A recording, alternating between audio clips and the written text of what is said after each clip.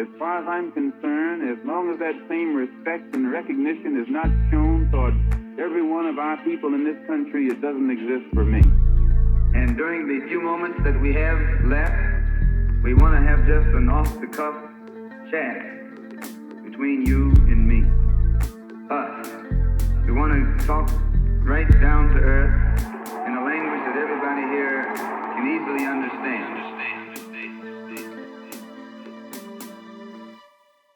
Welcome back to another episode of The Malcolm Effect. Joining me is my friend and a voice you're familiar with, Christian Joseph. And today, I know I say this every time, but I mean it. I have someone who I consider a teacher. I was fortunate to meet at a conference in Montreal. And welcome, Professor Dr. Matteo, to the first time to The Malcolm Effect. How are you? Thanks, Mamadou. It's a pleasure to be with you guys. You're doing a great work. Everybody's listening to us. I have to say, they have to continue spread the word about your podcast, guys, because it's really, really important. Thank you so much. So let's go straight into it. And I'm going to ask a question that hopefully we can unpack. But first and foremost, it lays the groundwork. What are sanctions?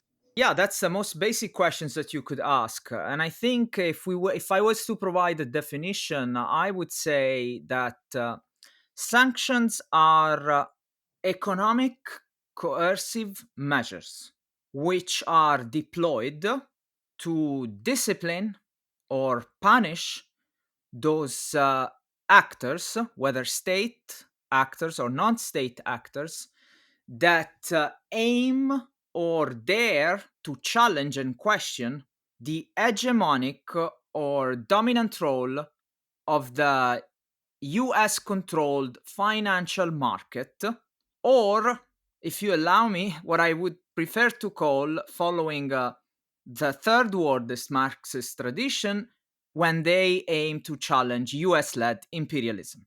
So you are able to deploy these measures when you have a range of control over the financial system that allows you to do that.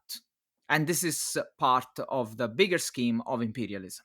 So immediately what we understand then is sanctions on of specifically US imperialism. That's correct? That is right, yes. Thank you very much. So then in speaking about the specifics then, how do sanctions work? What are the mechanisms that allow the US in particular to deploy and put countries under sanctions? Yeah. So I think we have to go back a little bit into history to understand how the so-called the financial system in which we are nowadays, although it's changing, but anyway, the supremacy of the US of US-led imperialism was created in the aftermath of World War II. So after World War II, the US consolidated its political and financial leverage of worldwide, becoming a major imperialist power. Now, at that time, the US was a creditor to France and Britain during the war, and he attempted to restructure the world in the wake of the deficit-driven withdrawals of European colonialism from Africa and Asia. Now, this task to reshape the world under the control of the US required the reliance on the interrelated realms of trade and military expansion. What Samir Amin, in a beautiful essay on contemporary imperialism published in a monthly review, calls the two legs of imperialism: the political leg and the economic leg. Now, on matters of trade, what you see is that the US administration, the post-war Truman administration, established an open door policy, which basically meant the elimination of trade and financial barriers, and with exclusive trading blocks and restrictive policies of every sort. Okay, now these trade arrangements were portrayed as facilitating neutral freedom of enterprise and international exchange, and they in fact represented what we would call an Americanization of the global system, sort of Coca-Colaization of the American system, reflecting US capital needs as they existed in the 1940s. Now, what happens in the 1940s with the Bretton Woods agreements after World War II? You see the creation of the World Bank and the International Monetary Fund, which regulated the world trade under a common currency, the US dollar. Okay? Now, this was important, as we say, because the economic leg or trade was related also to the military plan. Because at the same time, while these economic plans were developing and the international financial institutions were created, you were also seeing increasing military coordination with the receding British imperialism, which allowed US corporation a preferential access to, for example, key resources or very key resources like oil. And this is where we see that as the US and the Western world acquires more and more control and leverage in the financial system, then it needs to form certain allies. For example, take the Arab region, which occupied a unique role in the geostrategy of US-led imperialism, especially due to its oil wealth. Being a key natural resources for the imperialist countries, the best means was to guaranteed access via political control of the region. So you have a very, close relationship between the US and the Gulf monarchies. And why is this so important? Because it's not the question of oil per se as a key element running the whole world or the show of the financial market, but the supremacy of the the oil-rich Gulf monarchies guaranteed the supremacy of the US dollar at the international level through dollar-denominated oil sales. So when countries like Iran, Iraq, Libya, which are very rich countries in terms of oil resources, they dare to use these resources to promote a vision of the world, a regional vision, a regional project, or a national project that contradicts, questions, challenge US interest, that's where you can start imposing sanctions on one of these countries. Why? Because what you can do is basically first impose an oil embargo, for example, or you can use your domination at the level of technology. So, for example, you can impose an embargo on the spare parts needed by a certain sector, which is so fundamental into the economy of this country, and you do not allow them to repair, to renovate, or to keep up this industry at the pace needed to survive and to promote their political vision. But this is just one example. Thank you so much for providing that historical context, that important historical context. And even though you situated us in history of kind of how US hegemony developed, you're speaking to our contemporary time in that when we see these countries now moving towards de-dollarization, you understand why that is the case, because US hegemony and US imperialism, as you said, is backed up through through the dollar basically, and I find that really important. So when we see these countries going for, I don't know if you saw Marco Rubio so arrogantly said, these countries are moving away from the dollar. We can forget about sanctions, and straight away, you thought to yourself, they're saying the quiet part out loud. That's right.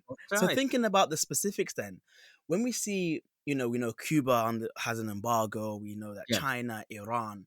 What are sanctions for once again? Is it that they want...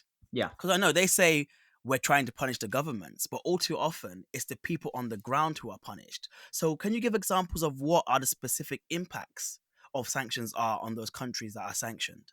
Two things, Mamadou, because this is, if I would break down your question into two. The first one is why sanctions are imposed. So you have a control. You can impose sanctions because you have a degree of control of the financial system that allows you to leverage it for your own interest.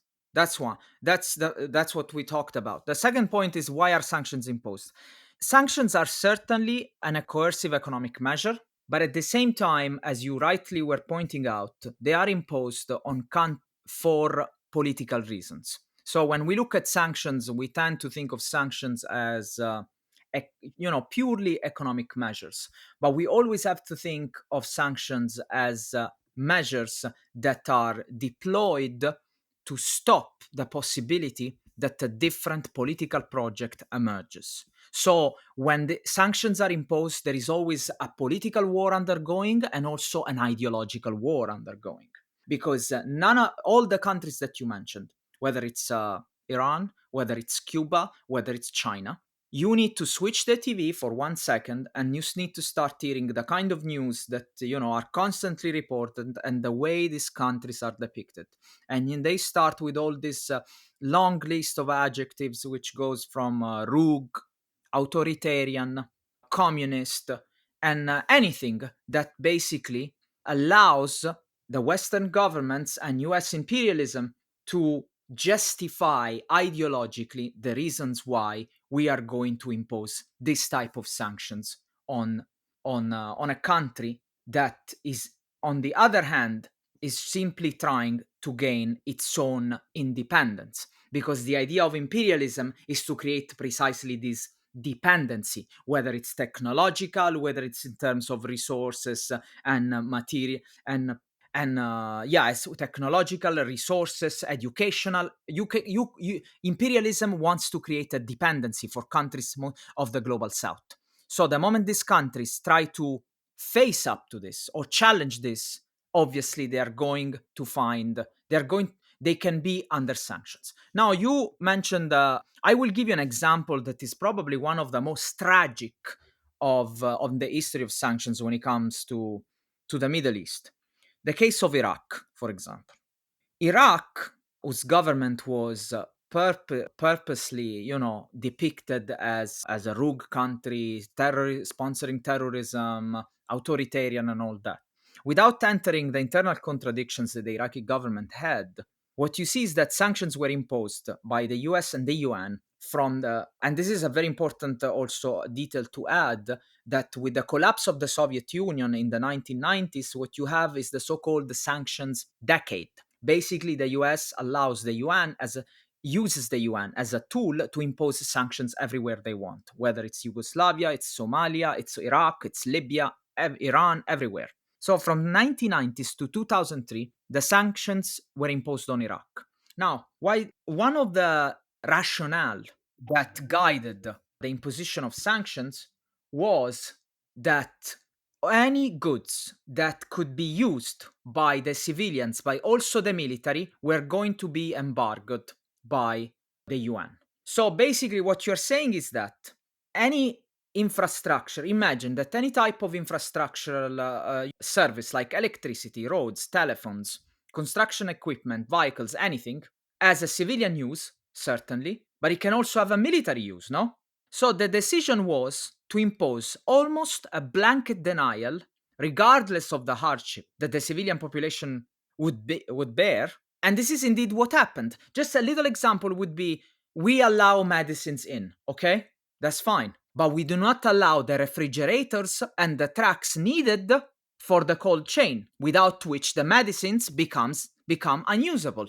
Similarly, again in Iraq, take in 1993, the UN World Food Programme and the FAO, the Food and Agriculture Organization, reported, if I am correct, that the sanctions were creating persistent hunger, malnutrition for the vast majority of the population, especially children, to the point that Kofi Annan in 1997 noted that 31% of the children under the age of 5 suffered from malnutrition. Now, what you're seeing is that basically you are blocking, you are actually creating, you are punishing the population. Indeed, you are punishing the population. And this is fundamental to say about sanctions. But we should never forget that sanctions do also affect the governments, because they do affect the certain type of political vision that the same governments are trying to put forward. And they change then the composition of the government, which they become more repressive because they are under the geopolitical threat of war, or there is a class composition and the government becomes opening up, for example, abandons socialist ideals. We've seen that in the case of Libya. Venezuela has really struggled to maintain that kind of control over the economy, but still nonetheless is doing it. So this is a kind of range of and type of of effects that sanction can have on the population. But this can be really varied. I just mentioned the case of Iraq, but we have all kinds of examples that we could go through.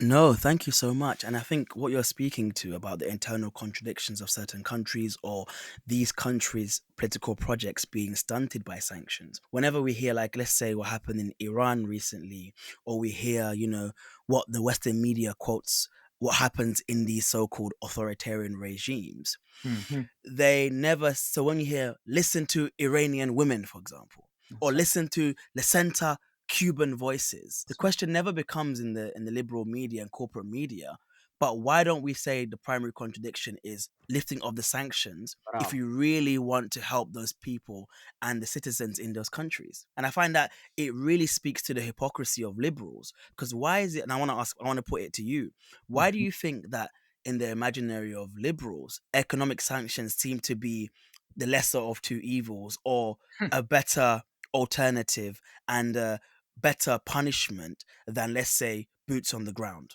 This is a great question, and I think because we tend to think this is really, I mean, there is a sort of probably there is something to do with the emotional idea that we are not bombing them. We are just using the financial economic means that are subtle, and so in a way, the violence of imperialism is less, and we feel good about it.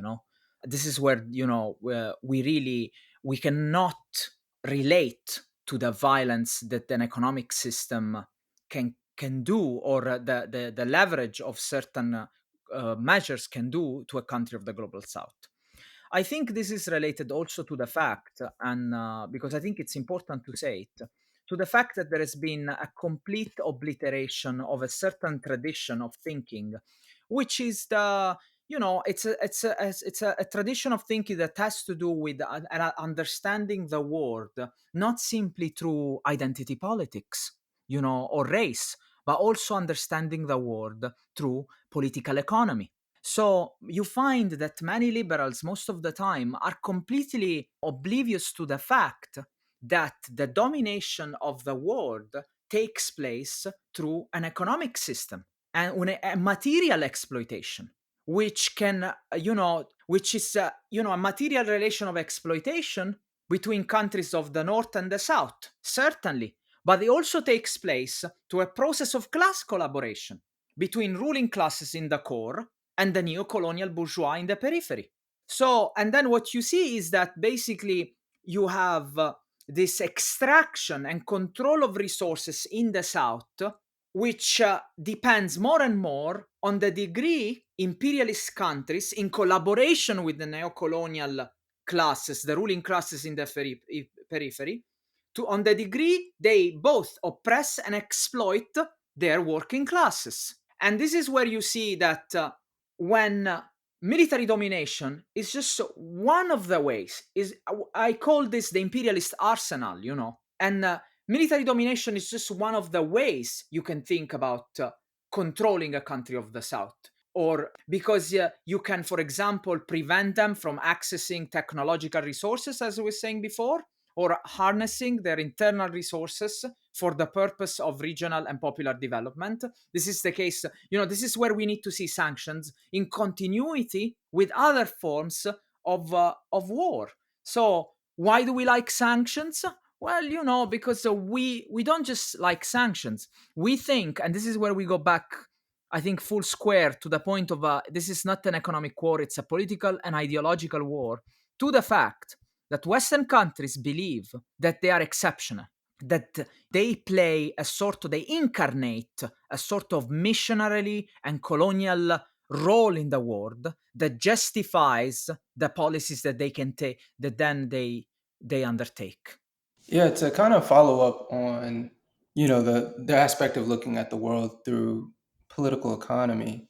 I Mhm, know that your work is focused on understanding, sanctions as a type of warfare, and mhm. that there's, I guess you could even say there's a dialectical relationship between, the war and the economy. So, what is the function of war as a productive and financial process? War.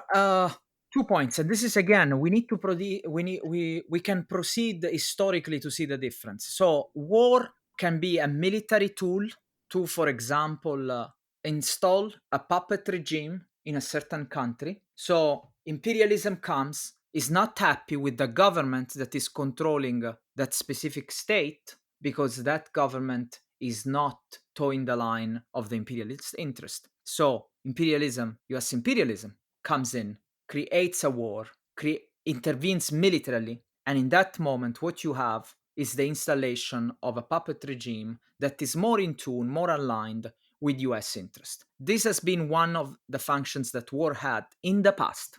And we can give many examples. For example, the Iraq invasion in 2003, that was an attempt to do that when the previous government was completely obliterated, and then they decided to put somebody shipped directly from Washington.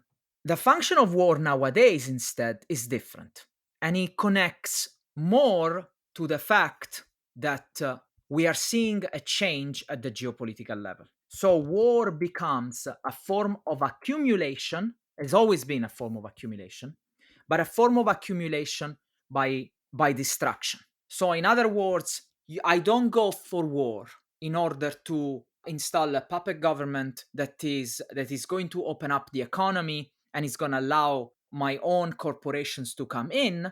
No, I go inside the country to create a perpetual, a constant situation of war, which then feeds what? The military industrial complex. So war becomes a form of production by itself. It creates the opportunity. It's not a tool to reach something else. It becomes an end per se. And so in this way, war becomes a sphere of production, because it creates it's not just the financial spin-offs that it creates, whether it's for the military industrial complex, but it literally destroys the people and the country in which war is taking place. And this is very, very important. Now, in my work, I talk a lot about Libya. When in 2011 Libya was destroyed, you are not just creating a financial opportunity for a military industrial complex of the West to come in and arm the different groups. You are also destroying a political project again, the sovereignty of a country. And by doing that, you are basically undermining the organizational capacity that both a country of the global south could have to challenge imperialism. Could since you mentioned Libya and that's like a focus of your work, would you mind giving a historical account of the various sanctions that Libya has experienced since 1969 and how these sanctions have changed with significant periods in Libya's history? I think it would be really great for our listeners to, kind of understand the relationship that Libya's had to the West, as well as other countries in the global South during its history. Sure, Chris. So the U.S. government, Libya, the U.S. government was the first one to impose sanctions on Libya, and this happened in 1979 when Libya was the first state to be named as sponsor of terrorism under the 1979 Export Administration Act. Now, under the terms of that law that was in place back then, Libya was prohibited from receiving U.S. exports of military and dual-use goods, U.S. bilateral assistance, as well as loans from international financial institutions. For example, just to give you an example, the US administration of Jimmy Carter sanctioned the sale of 400 million in trucks, aircraft, and spare parts as an effort, to be said by the US administration, to discourage Libya from harboring international terrorists. Now, why was Libya considered a state sponsoring terrorism in 1979? You have, for those, for our listeners, it probably would be useful to say that in 1969 you have a revolution in Libya, which is called the Al-Fatah Revolution, the opening revolution. It's an anti-colonial and anti-imperialist revolution, since Libya from 1951, after the genocidal Italian colonization. In 1951, Libya as its own called independence, which means basically that the UN creates a state of 3 different regions previously controlled by France, Italy, and Britain, and puts them together and allows the monarch, the king Senussi, to rule the country. Now, Senussi is what you would call someone who was aligned with the interest of the UK, the US, basically U.S. imperialism and in the Western, the European allies. In 1969, a group of young officers from the military academy takes control, decides to overthrow the government, and they install themselves in power, and they pursue an anti-colonial and anti-imperialist vision of a political project. So one of them, how does this political vision translates materially? How it is implemented?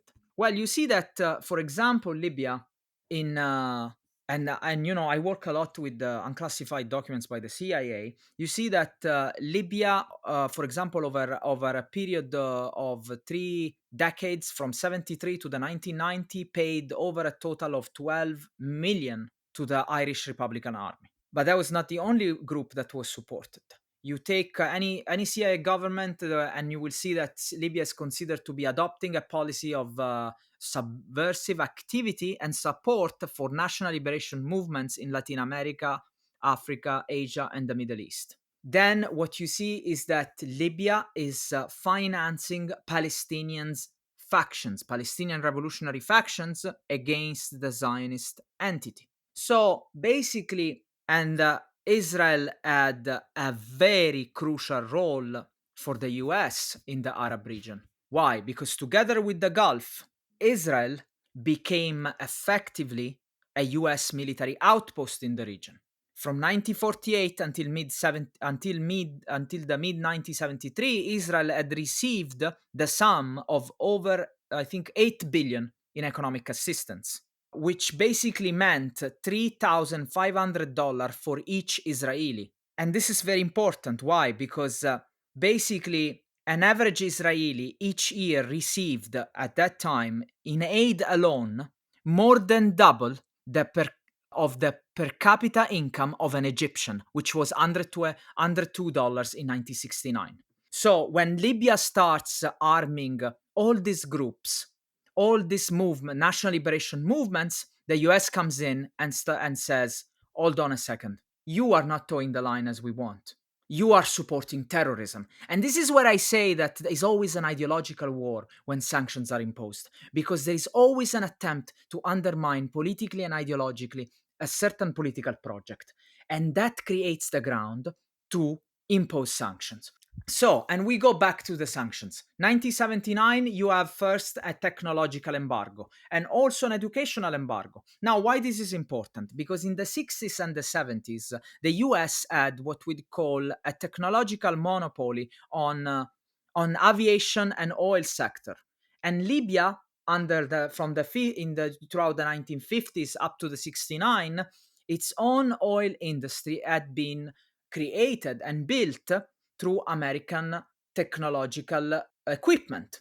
So the moment you embargo this equipment, you are going to hit the economy, because they don't have the capacity to restructure immediately that industry. They need those spare parts. Another sector that was heavily affected was aviation. Why was aviation so important? Because again, we go back to the weight of history. You have Italian genocide under colonialism. Then you have a government that is strictly allied to the interests of the US and the West.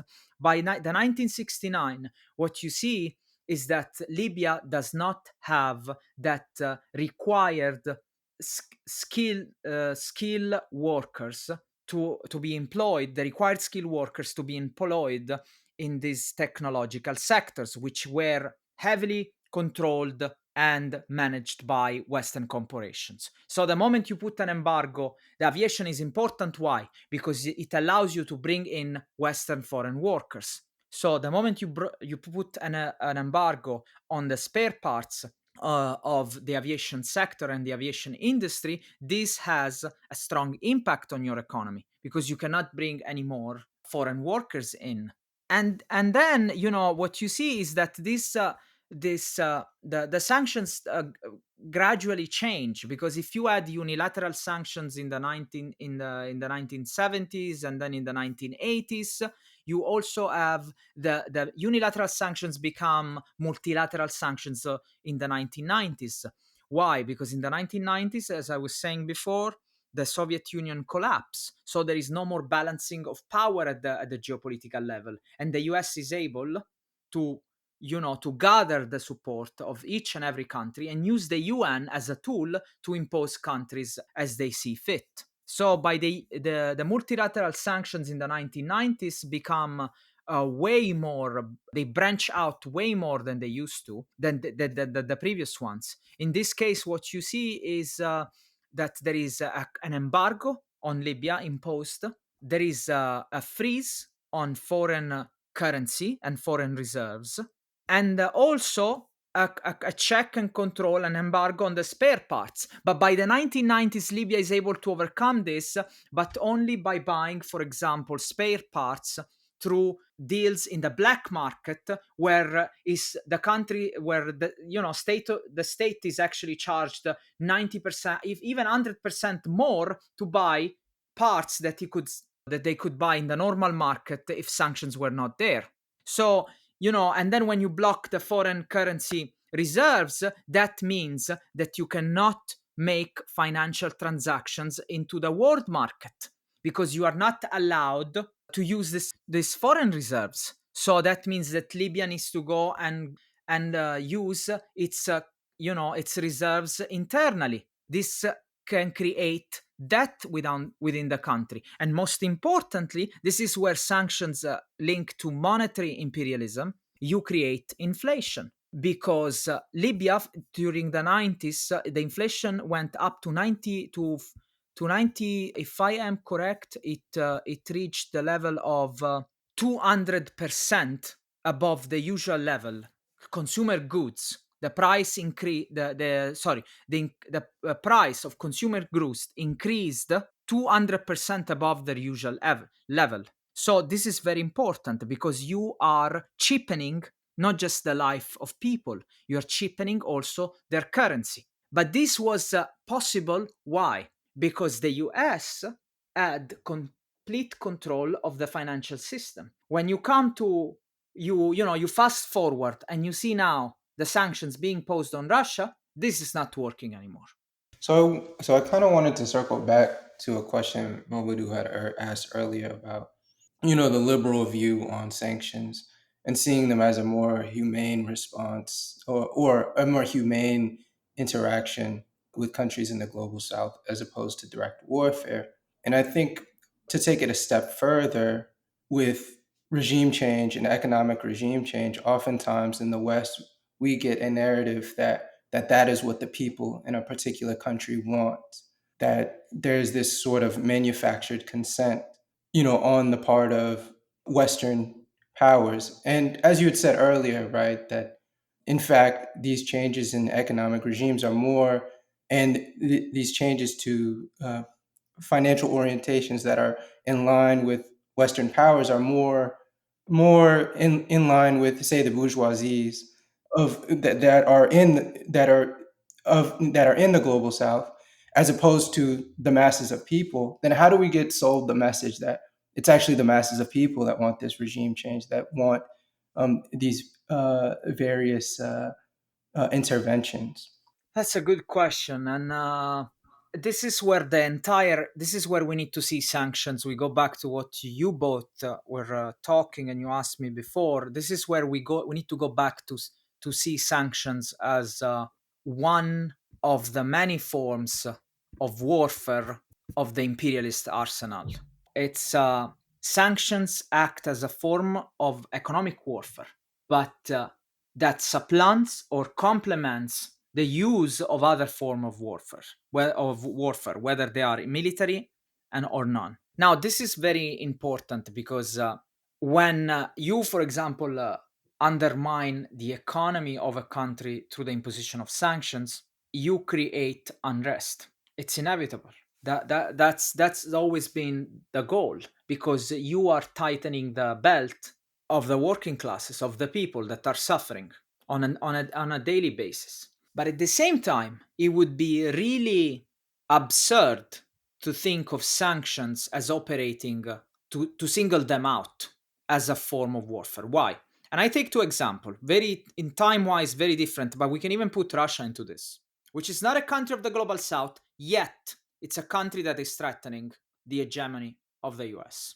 So, when sanctions in the 1990s, the UN sanctions were imposed on Libya, what you see is that in 1986, and Libya was on US sanctions. Let's go back a little bit. In the 1986, Libya was under US unilateral sanctions. In 1986, Libya is directly bombed. What I'm trying to say is that economic sanctions never work alone. They always operate vis-a-vis covert actions, military bombings, or the mobilization of the UN Security Council. So in this case, you saw a direct military bombing. In the 1990s, when the unilateral become multilateral sanctions, you see what? You see the CIA and the MI6 directly funding groups, the opposition groups within Libya. This is where, in fact, the so-called Libyan Afghans, that those who fought as mujahideen in Afghanistan, funded by the US, come back to the country and they now want to overthrow the government. This happens in the period between the 1993 and up to 1997. This happened also with Venezuela recently. What did we see? The imposition of sanctions from Obama, which then escalated under Trump. And who did we see being funded lavishly by the US as an opposition leader in order to undermine the government? And we also know of the presence of US mercenaries who tried to enter Venezuela, which were, funded by the US. But the US is trying to support too. Guaido, to the point that he, deliberately called himself the president of Venezuela. The same thing when it comes to Russia now is that we have to see when, what's happening in Ukraine is that sanctions are imposed on Russia, yes, but the sabotage of the pipeline of Nord Stream 2 is part of this larger war because you are trying to disconnect Russia from Europe. So all these measures that are put in place create the necessary ideological ground for eventually mobilize the UN Security Council, as it happened in Iraq in 2003, when the US government imagined this, guys. They went to the UN and they deliberately lied about the fact that Iraq possessed weapons of mass destruction, and they destroyed an entire country. They just literally lied. What happened in Libya in 2011? After all these years, Libya gets out of the sanctions. In 2011, there were obviously internal contradictions. Some people were not completely happy with the policies or the political course that the government was taking.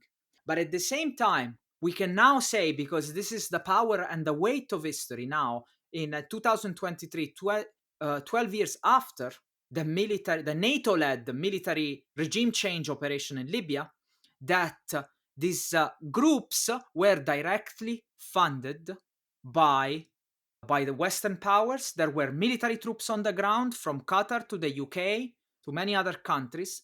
And most importantly, there is the ideological factor that plays internally, which is what? The moment you embargo a country for a decade, it is inevitable that the population is going to start thinking or to aspire for a way of life that is more aligned to the West. But this is where we need this kind of conversation, this kind of programs, where we reflect on these dynamics. Because in doing so, and this is something that I do in my book, for example, that I recently published, The Everyday Politics of the Libyan Arab Jamahiriya, in one of the chapters, for example, I directly discuss the fact that by the 2000s, many Libyans wanted a lifestyle that aligned with Western ideals of consumerism, choice, agency. But in doing so, at the same time, they had completely forgotten that if their own country had reached the stage of isolation and embargo, was precisely because sanctions were imposed on them. But this is where, and you see, as I was saying before, you see a class reconfiguration in a country like Libya across the 90s. And this is where it's very important. Why? Because whereas in the 80s, the 70s and the 80s, Libya had had pursued progressive economic policies, in the 90s, under the pressure of sanctions and geopolitical threat of war, they decide to abandon these progressive policies. As you abandon progressive policies, you create more socio-economic inequalities while you are under sanctions. So by the time that Libya was out of the sanctions in the 2000s, the society was way more class stratified than it had been in the 1980s and the 1970s. And the same thing happened in Iraq. So you create the necessary conditions internally and externally to undertake these regime change operations. Thank you so much. So now, this is a question actually I want to hear the answer to, and I'm sure many will others as well. When thinking about, you've mentioned the internal contradictions of these countries, and no country is going to be free from problems. When thinking about, let's say, what happens in Iran, when thinking about particularly your focus, Gaddafi, Mhm. I'm led to believe that, or I now arrive at a position that we can't look at history as a bifurcation between good guys and bad guys, as if Mhm. to say it's a Disney movie. But then what I do think about them, how should we think about figures like Gaddafi, who, again, I know there's a lot of misinformation anyway about these figures, or when we think about Mugabe, or even historically Sekou Toure and Kwame Nkrumah, the Mm. usual tropes of these were dictators, authoritarian, they hampered down or clamped down quite heavily on people against their own people, etc., etc. I Mm. know that's a very difficult question. I know we cannot answer it and give it justice, but maybe just share your thoughts. Mohammed, thanks. Thank you both actually for these questions. So there is a tendency, and I saw this happening. It in the scholarship on Libya, for example, the academic scholarship on Libya. But then when you start looking at the resources, at sources like the archives of the CIA or the U.S. State Department, you realize that there is actually an alignment between what academia is saying and what the State Department is saying, which does not translate necessarily into every academic is a CIA agent, but you have to start questioning certain things. So one thing that is constantly done to undermine the any progressive political project, which goes beyond the figure of say Muammar Gaddafi or Kwame Nkrumah, is to personify the political project.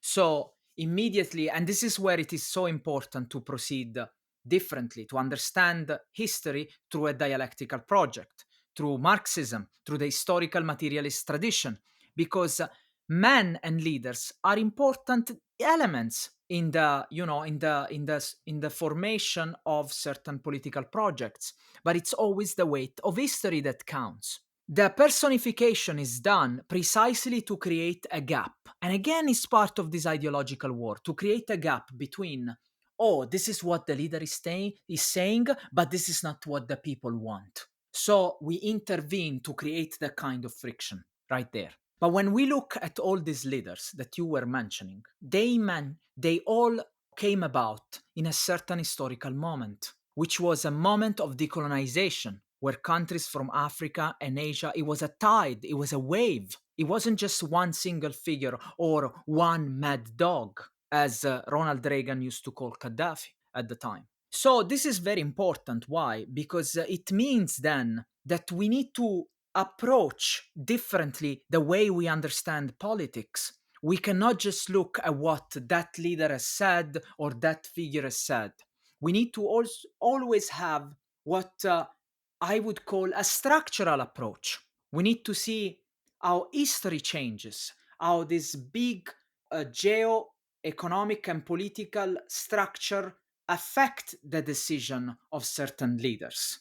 And I think this is where, an unfortunate but very well done job was done in the case of Muammar Gaddafi, where each and every single choice that the Libyan leader was trying to pursue were constantly personified on its, on its persona, to the point that it created a cult of Gaddafi. To the point that in 2011, right after, it was brutally murdered, some French journalists came up with a book about how Gaddafi was raping women in the basement of his own villa, like Bashar al-Assad was doing in Syria. This is utter nonsense.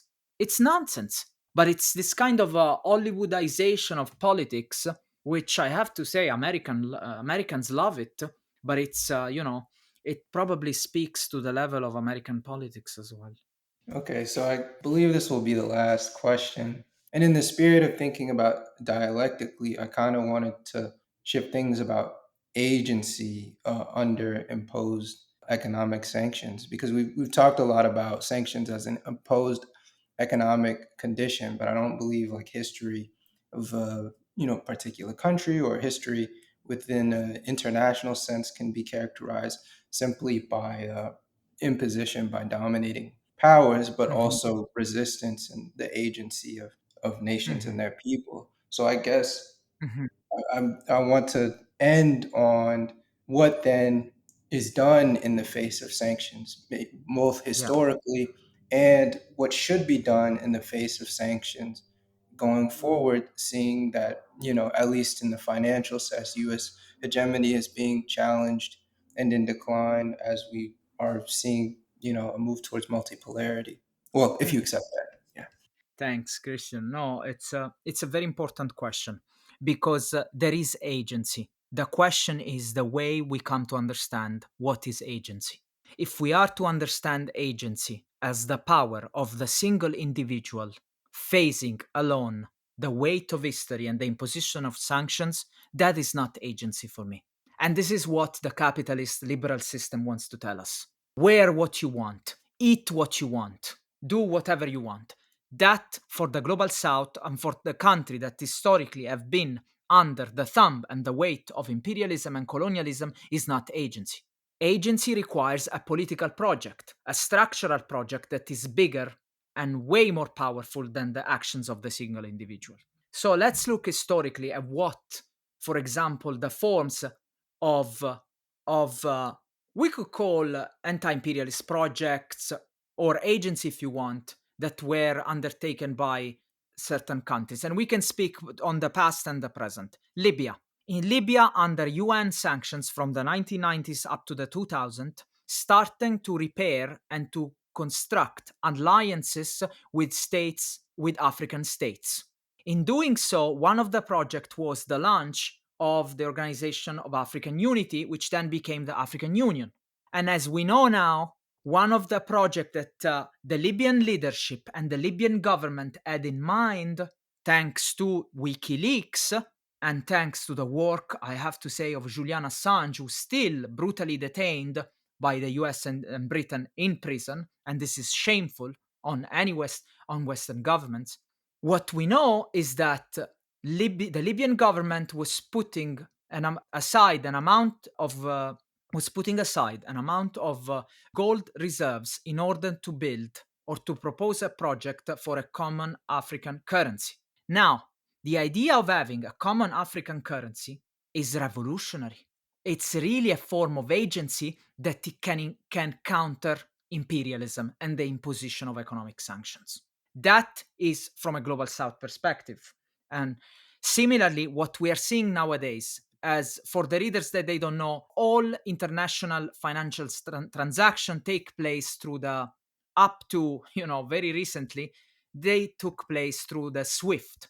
Now, the SWIFT is a society for worldwide interbank financial telecommunications, through which most international money and security transfers take place. It's like a messaging network, and financial institutions use it to, to send and receive information about money transfer quickly, securely, and most of the of of financial transaction used to take place through this system, which is based where? In Belgium, okay? In a Western European country. Now, the moment, for example, a country like Russia is blocked from using the SWIFT, you would think that the Russian economy is going to go down. But this is where a form of agency comes up to face sanctions, which is what? The creation of alternative systems to make financial transactions, like the chips, the Chinese one, the cross-border interbank payment system, or the Russian SPFS, the system for transfer of financial messages. So these are key moments as we will look at the course of history and as we move forward and we will look at the past, that we will recognize them as moments where the de-dollarization was moving forward. And in a way, the Libyan government back then, with this project of African unity, was contributing heavily to the multipolar project that we can now see much more than we could see back in the 2000s. So these are certainly forms of agency that we can look, we can materially understand, and they are way more powerful of the single individual acts. So it is always important to understand agency, according to me, in terms of what are the organizational capacity structurally that if they cannot counter imperialism themselves, but at least they can raise awareness, or they can they can challenge a certain institution, imperialist institution. So these are very important forms of agency, and these are the ones that we need to understand in order to support. Thank you so much. That was truly a masterclass. I've learned so much from this episode. I am asking all the listeners to please engage with our guest's work. I will leave his socials and ways to contact him. And until next time, peace out. Thank you so much once again. Ma salama, guys.